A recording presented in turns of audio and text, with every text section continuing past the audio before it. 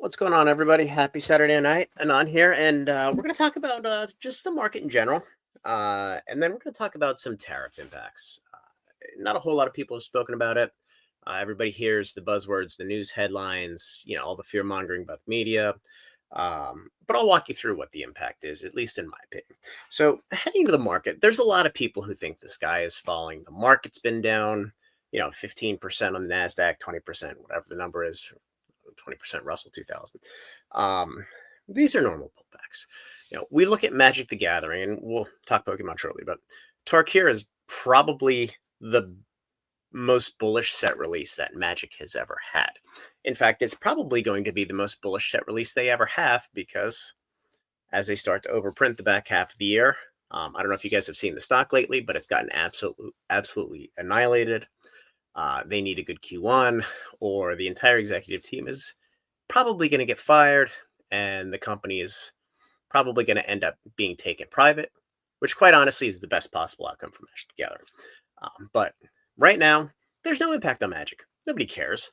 And generally speaking, the stock market doesn't have that much correlation because people who own stocks, they're buying TCGs. It's play money, right?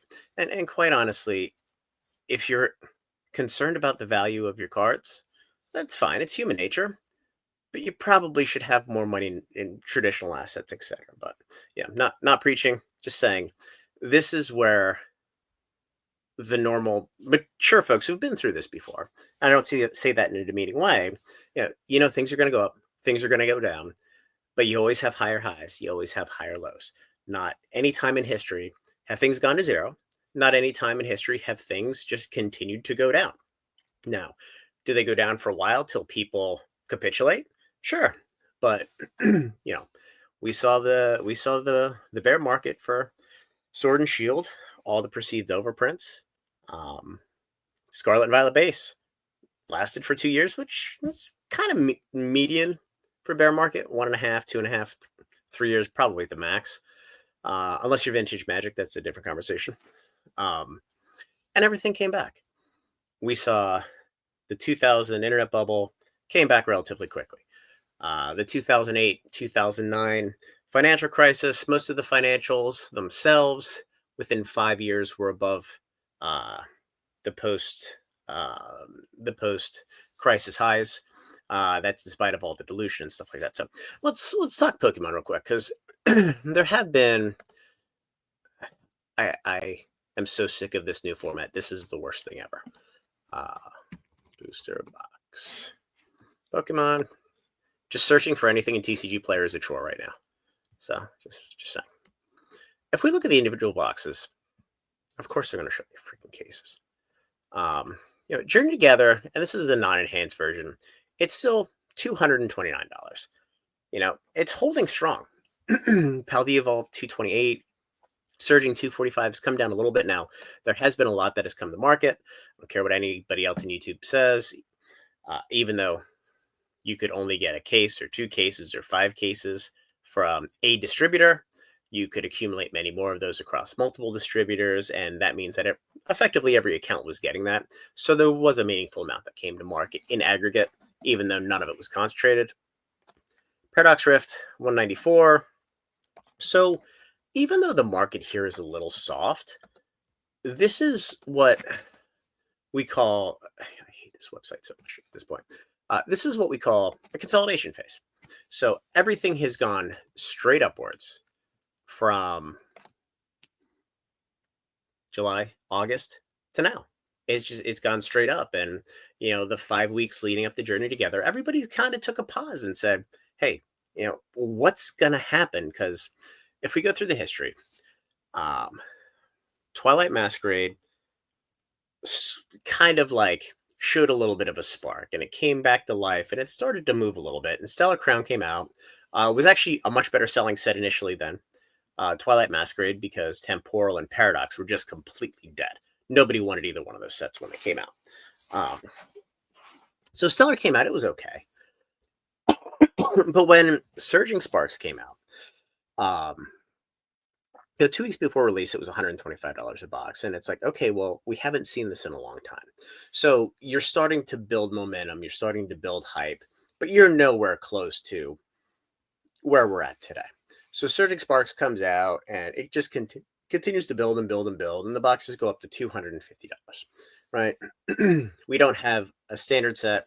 I think it came out in November, early November, maybe. But we don't have a standard set until Journey Together. So next comes Prismatic Evolutions. Now it's a specialty set. The problem with specialty sets is the MSRP on every single item is small. They are not always the easiest to get, and in this world, which was turning into a lot of hype, easily scalpable.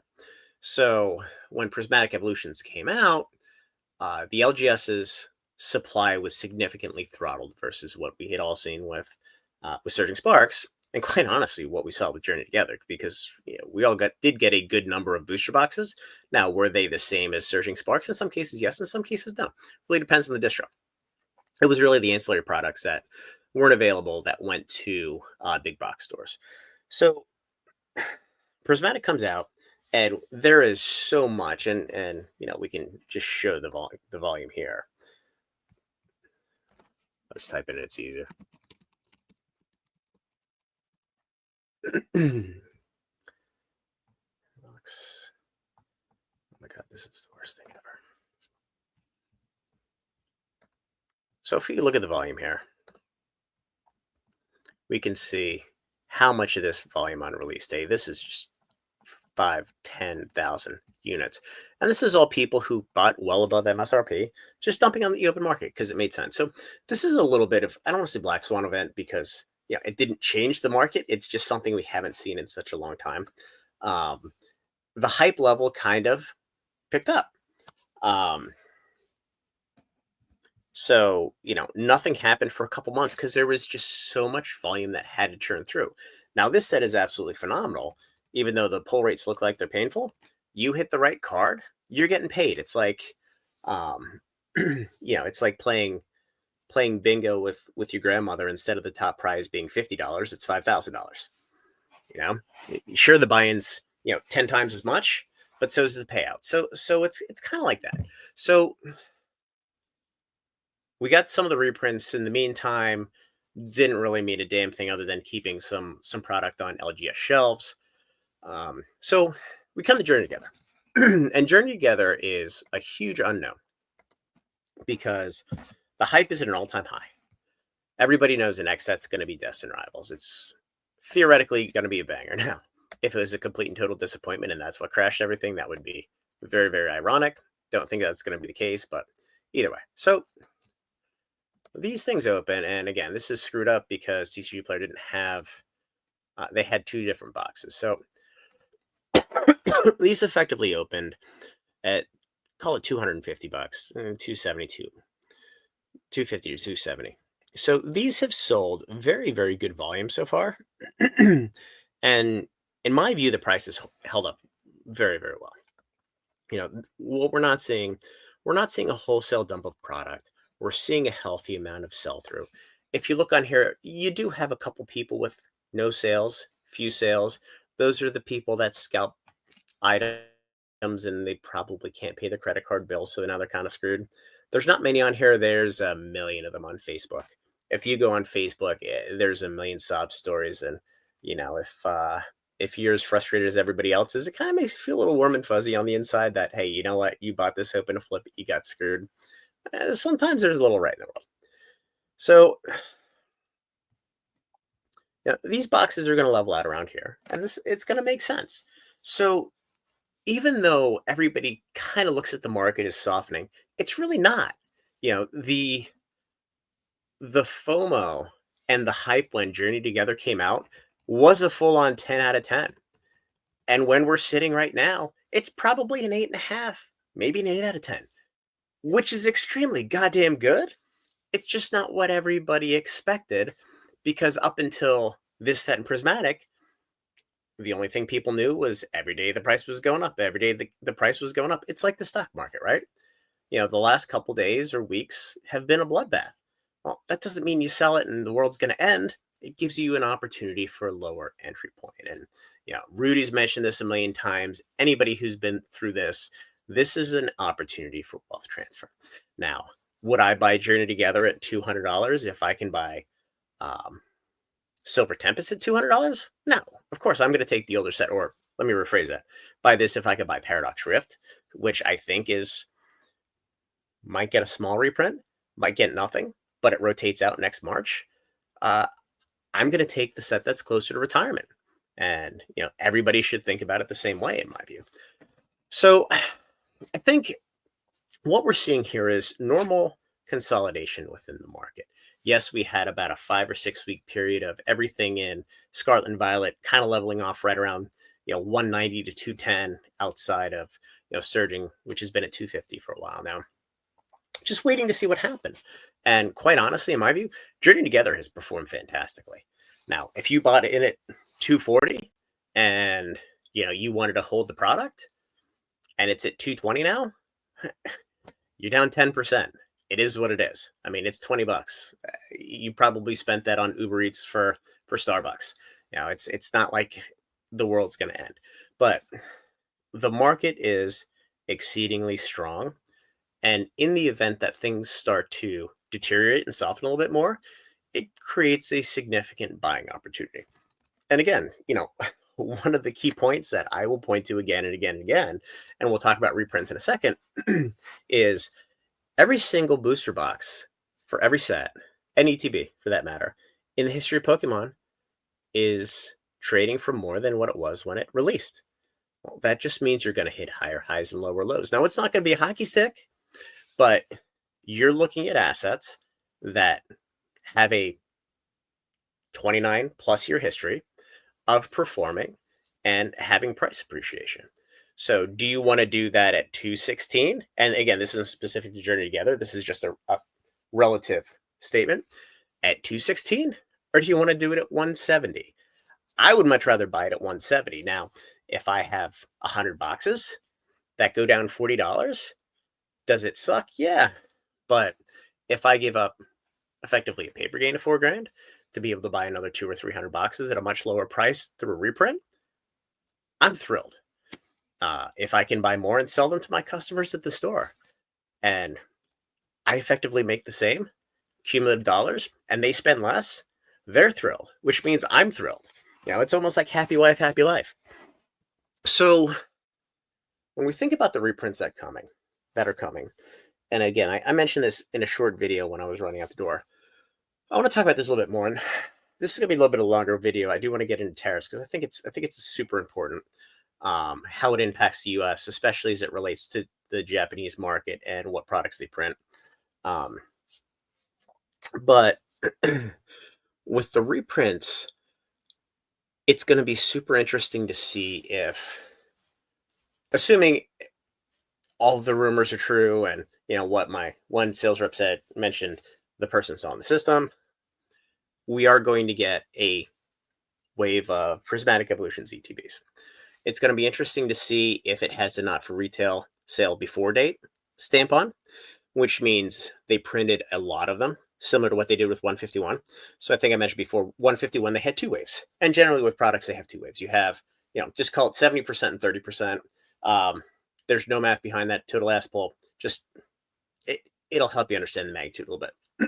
So 70% of the first wave comes out of release, goes through distro, big box stores, whatever. 30% gets held back to whenever Pokemon decides it's time to push into the machine, if you will. It's not as simple as that. It's just I'm trying to simplify so everybody can kind of understand and follow the situation. So this happened with 151. Large first wave, second wave came out probably a little bit early. I think everything was above MSRP at the time, but there was a good amount on the market and it was available. In this instance, in my view, it could go 2 ways. The first way is it is a true reprint, and that would explain why we did not see a second drop of the Pokemon Center ETBs for Prismatic Evolutions, because they never printed long enough to print those, meaning it was a short print run the first time. So they only printed 70% of what they would have normally printed 100% of. So in theory, the second piece of this is if we see that, We also know that ETB printers going burr. That would also explain why they were able to significantly increase the number of Destined Rivals ETBs they are printing, because my guess is they probably have an extra line that are just printing ETBs at this point. Because, and apologize, I'm sick again. Shocking. My little girl has a sinus infection, and she's has boogies everywhere and in my mouth. So, as usual, for the last 6 months. So anyway, I'm guessing they're just printing the crap out of ETBs, if that's what we see, and that would explain why they overprinted Destined Rivals. Now, that doesn't mean that they did it on purpose. They could have still made the mistake and they're just covering for it. It could mean that for whatever reason, they truly haven't reprinted ETBs in a long time. They could be going back and reprinting everything in Scarlet Violet. We just don't know. But we will know once we see if this is a fresh print or if it is a not for resale. Now, if it says not for resale, everything I just said you can throw out the window. It is most likely the same thing that they did with 151, where they're saving a second wave of product to come to market. Now, it's a double-edged sword, because if they are freshly printed ETBs are probably the least efficient way of getting packs into the ecosystem. And the reason for that is it's a lot of air, it's a lot of cost to ship, it's not a lot of packs, and they all have to be hand packed. So the manufacturing speed is slow, the breakdown is slow, the transportation and transit is slower. And in that scenario, I could see the price of packs explode, quite honestly, for Prismatic Evolutions, even though the ETBs are probably taking a little bit of a step backward. So anyway, we'll see, but I think it's interesting. So let's move to tariffs. So tariffs have been around forever, right? But really where we're at today, a lot of the tariffs, and the U.S. doesn't really tariff a lot of items coming into the U.S. outside of countries like China, Russia, just like the political hotbeds. Like, oh, they're bad, so we have to tax them, right, or import tax. And part of the reason is after World War II, the world was a disaster, right? Europe was a shit show. Southeast Asia was a shit show. So the U.S. was kind of like the big man on campus, which they have been for a while. And they're like, you know what? You guys can charge, you can, tax our items, whatever. Get your economies back up and running. We're the big boy. We'll help out, whatever. So, over time, countries have various degrees of import tariffs for U.S. goods. So, for example, if I ship something to Europe, in most countries in the EU, whatever I declare the amount at, and there's ways to dodge this and this and that, take risk. We're not talking about this. We're talking all above the board, above board here, which is effectively what distribution has to do. They have to pay a 19% import fee on what I send them. Canada, I send something there, they pay a 13% import fee, HST, GST, whichever one it is. And I know they have to do it across, within Canada also, but it does net out, so it's kind of funky. But if I have something shipped here from Europe, it doesn't cost anything. If I have something shipped here from Canada, it doesn't cost anything. Now, the funniest thing is Canada, not the sharpest tool in the shed when it comes to some of the stuff, but their retaliatory tariffs, they decided to create import taxes on the stuff that their residents actually wanted. So in trying to give Trump the middle finger, they basically gave all of the fine people of Canada the middle finger, because now you're paying 25% tariff on match cards because Orange Man bad. That is how insane the world is when it comes to retaliatory tariffs. Now, what the U.S. is doing, in my view, many of these countries, there's no tariff to import items to the U.S. This is a way to, it's never going to level the playing field, right? Because if the U.S. charges the same tariffs that all the other countries did, the rest of the world would bankrupt and it would be a disaster. Because whether you like the U.S. or not, it is the strongest economy of the world. And if the world burns, the U.S. will be the last man standing economically. Morally, hey, all bets are off, but this isn't a moral or ethical discussion. So this is a way to level the playing field and try to, at least, again, in my opinion, get some of the other countries to soften some of the import tariffs just to make trade a little bit more fair back and forth, right? In addition, adding a flat 10% tariff, which in my opinion, I think is here to stay. You need 67 votes in Senate to veto a president. It ain't going to happen.